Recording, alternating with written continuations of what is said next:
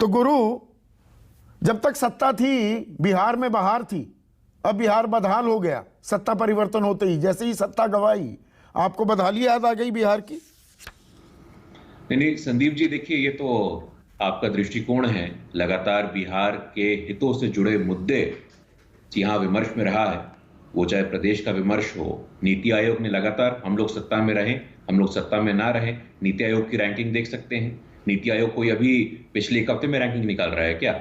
नीति आयोग तो पिछले कई वर्षों से रैंकिंग निकाल रहा है। और बिहार की स्थिति निश्चित रूप से उसमें चिंताजनक थी, और साथ में जब हम लोग थे, हम लोगों ने काम किया है। लेकिन अभी जो आपने नीति आयोग के मापदंडों पर भी, correct me if I am wrong, और जब मैं ये ताल ठोकता हूं, ये आंकड़े बड़ा दिलचस्प संयोग है। अब बहुत से चैनल चलाने लगे पिछले 1.5-2 सालों में, और आप उसके गवाह हैं, क्योंकि ज्यादातर चर्चाओं में आप बीजेपी के चेहरे के रूप में इस कार्यक्रम में आए थे।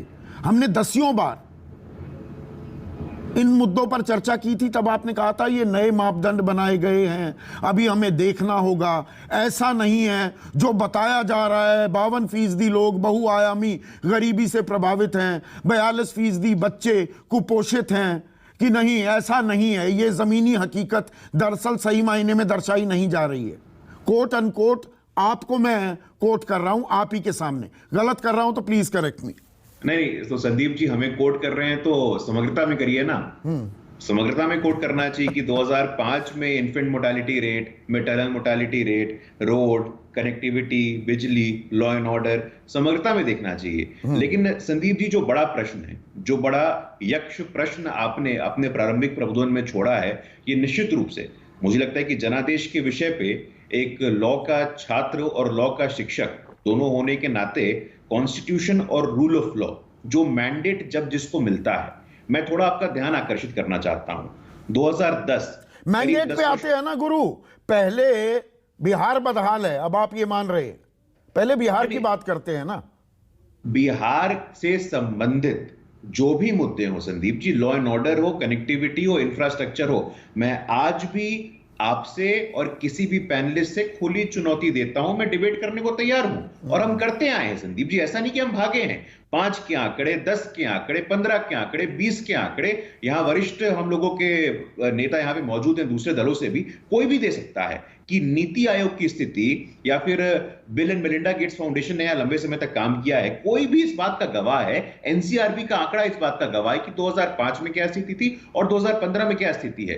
तो इसमें पीछे और 2022 में क्या थी, पर सत्ता परिवर्तन के बाद तस्वीर थोड़ी बदल गई है। तो मतलब सब कुछ ठीक चल रहा था, पर अब 52% अगर गरीबी रेखा से नीचे हैं, 42% 5 साल से कम उम्र के बच्चे अगर कुपोषित हैं, तो ये चिंता का सबब अब क्यों बना? मेरा सवाल बिल्कुल लिमिटेड है।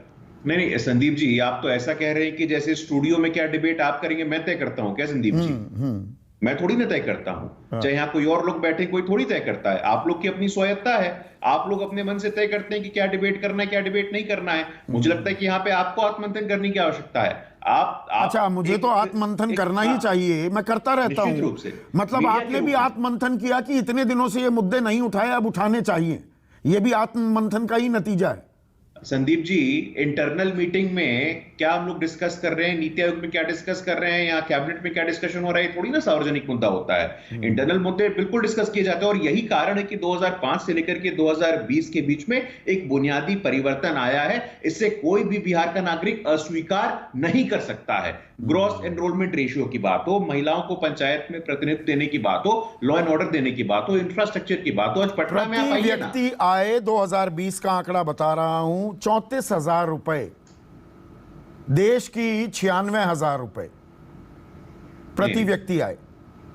नहीं देखिए, अच्छा है संदीप जी, मतलब मैं तो बड़ा ही सौभाग्यशाली हूं कि बिहार कम से कम आपके मन मस्तिष्क में आया, और बिहार के संबंधित इस मुद्दों पे हम चर्चा कर रहे हैं। मतलब ये तो हम लोग का सौभाग्य है कि नेशनल टेलीविजन पे भी बिहार, नेशनल टेलीविजन पे हाँ, कम से कम थोड़ी इस बात की तस्दीक कर दीजिए कि न्यूज़ 24 ने लगातार सवाल उठाए हैं। हम लोग भी रहे हैं, हम लोग भी उस चर्चा में रहे हैं, और हम लोगों ने इस प्रश्नों का सामना किया है। इस प्रश्न से कोई भागा नहीं है। लेकिन संदीप जी, ये कह देना कि अभी पिछले एक हफ्ते में ही बिहार से संबंधित चर्चाएं बढ़ गई हैं, मैं इससे आपसे असहमत हूं।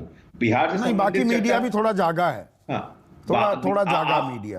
आप सजग थे, आप स्वयं को प्रमाण पत्र दे रहे हैं क्या, और बाकी सोए हुए थे? संदीप जी, ऐसे थोड़ी होता है, ऐसे पर थोड़ी होता है यहां संदीप पर जी। आपके अध्यक्ष, अब थोड़ा गंभीर मैं आपसे सवाल पूछ लूं, ये भी गंभीर थे। आपके प्रदेश अध्यक्ष संजय जायसवाल कहते हैं आतंकी साजिशों के बाद ये एनआईए की जांच के चलते टूटा है। पीएफआई एसडीपीआई को पाल और पोस रहे थे नीतीश कुमार और उनके अफसर, देश को आतंकी साजिश में धकेला जा रहा था, इस्लामिक स्टेट बनाने की ओर चल रहे थे। दिए तले अंधेरा हो रहा था ये बिहार में।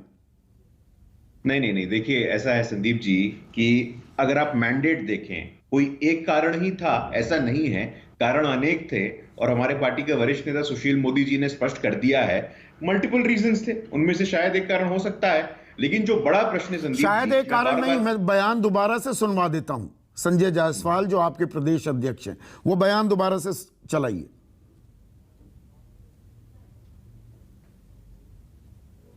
एनआईए के केस जाने के बाद ही यह हुआ कि जो सरकारी महकमे के उच्च पदस्थ अफसर हैं, जो कि पीएफआई और एसडीपीआई के सपोर्टर हैं, और तेजस्वी यादव जी के पास इन सबों का मास वोट है, इसलिए इन अफसरों ने उनके वोटरों के साथ मिल करके गठजोड़ करके दोनों को मजबूर किया कि इस पर वो कॉम्प्रोमाइज करें। गुरु, बिना कट बाइट सुनाइए। जी जी, नहीं, मैंने सुना है संदीप जी, और मुझे लगता है कि निश्चित रूप से इस पे हम लोग चर्चा करेंगे, लेकिन अभी तक के चर्चा करेंगे। देश को इस्लामिक देश बनाने की साजिश हो रही है, षड्यंत्र रचा जा रहा है, आतंकी हमले प्लान किए जा रहे हैं। सरकार में आप थे, आपको कानो कान खबर नहीं हुई, सत्ता से बाहर निकलते ही ये सारी जानकारी आपको मिल गई। अरे संदीप जी, जैसे या कि कुछ आप छिपा रहे थे देश से? ये बहुत गंभीर मसला है गुरु। संदीप जी, या तो आप अपना प्रश्न रख लीजिए, मुझे बोलने का मौका दीजिए। हाँ। जैसा कि मैंने आपको कहा कि इंटरनल सिक्योरिटी हो, एक्सटर्नल सिक्योरिटी हो, स्टेट के अंदर के सिक्योरिटी के मामले हो, इस पे इंप्रूवमेंट नहीं हुआ है क्या? 2005 का आंकड़ा देखिए, 2020 का आंकड़ा देखिए, और निश्चित रूप से ये हर कदम जो उठाया जा रहा था वो आपके सामने टेलीविजन पे आके डिबेट किया जाए, जरूरत थोड़ी ना है। हम निश्चित रूप से ये मुद्दे उठा रहे थे। 2005 में बिहार में नक्सली हिंसा कितना होता था, आज बिहार में नक्सली हिंसा कितना होता है? 1995 से 2000 के बीच में नरसंहारों का दौर पूरा चला था। बिहार आतंकियों के लिए स्लीपर सेल बन गया था, ये कहा संजय जायसवाल ने। अभी फुलवारी शरीफ में पूरे देश ने देखा है कि क्या हुआ था, तो निश्चित रूप से ये जांच का मामला है। और ये देश मामला में कहीं भी आतंकी घटना होती है, उसका लिंक बिहार से जुड़ता है। संदीप जी, अभी फुलवारी शरीफ में जो खुलासा हुआ है, ये मामला सब जुडिस है, ये मामला जांच के अंतर्गत चल रहा है। अभी इस पर टिप्पणी करने का कोई पॉइंट नहीं है, लेकिन मुझे लगता है कि अगर सुरक्षा की स्थिति हो, लॉ एंड ऑर्डर की स्थिति हो, 2005 से 2020 में लगातार सरकार के अंदर रह करके, सरकार के बाहर रह करके हम लोगों ने इस विषय को उठाया है, और पूरी संवेदनशीलता के साथ उठाया है, और आगे भी उठाते रहेंगे। लेकिन जो बड़ा प्रश्न है, जो बार बार आप तो यहाँ पे आपके प्रारंभिक प्रबंधन ने लगा कि बिल्कुल आप नीतीश जी को नोबेल पीस प्राइज देने वाले हैं, मुझे तो ऐसा प्रतीत हो रहा था कि ऐसा आपने प्रारंभिक प्रबंधन को प्रमाण पत्र दिया है। लेकिन एक बार प्रारंभिक और उसके बाद वाले के बारे में क्या कहेंगे? नहीं, मुझे थोड़ा 10 सेकंड का मौका दीजिए संदीप जी। होता क्या है, आपने बड़ा अच्छा प्रश्न उठाया है, और जो आपका दूसरा सवाल था, सबसे बड़ा सवाल, कि जनादेश का क्या होगा। 2010 में संदीप जी जनादेश किसको मिला था? भाजपा जदयू को मिला था। वो जनादेश को तोड़ा किसने? नीतीश कुमार जी ने तोड़ा। 2015 में जनादेश किसको मिला था? आरजेडी और जेडीयू को मिला था। उस जनादेश को तोड़ा किसने? नीतीश कुमार जी ने तोड़ा। भागीदारी किसने की 2017 में सरकार में शामिल होकर? संदीप जी, भागीदारी किसने की मेरी बात उस अपमान में? ना, अरे 2010 में जनादेश मिला बीजेपी जेडीयू को, तोड़ा नीतीश जी ने। 15 में मिला आरजेडी जेडीयू को, तोड़ा नीतीश जी ने। 20 में मिला बीजेपी जेडीयू को, तोड़ा नीतीश जी ने। एक ही कॉमन थ्रेड है, एक ही समानता है तीनों के तीनों जनादेश के अपमान में, जो नीतीश कुमार जी के द्वारा इंस्टिगेटेड है, नीतीश कुमार जी के द्वारा इनिशिएटेड है। इस बात को नहीं छुपा सकते हैं आप। नहीं, मैं कहां छुपा रहा हूं? नहीं, कर्नाटक में जो हुआ, गोवा में जो हुआ, जो मध्य प्रदेश में हुआ, जो उत्तराखंड में हुआ, जो अरुणाचल में हुआ, वो जनादेश का अपमान था या नहीं? संदीप जी, तो उसके बाद चुनाव नहीं हुए हैं क्या? अरुणाचल में फिर चुनाव नहीं हुआ है, उत्तराखंड में फिर चुनाव नहीं हुआ है क्या? कैसी बात कर रहे हैं? फिर चुनाव हुआ की बात नहीं कर रहा हूं। चुनाव हुआ, गोवा में बहुमत किसे मिला? जनादेश किसे मिला? कर्नाटक में किसे मिला था? मध्य प्रदेश में किसे मिला था? कर्नाटक में जनादेश किसको मिला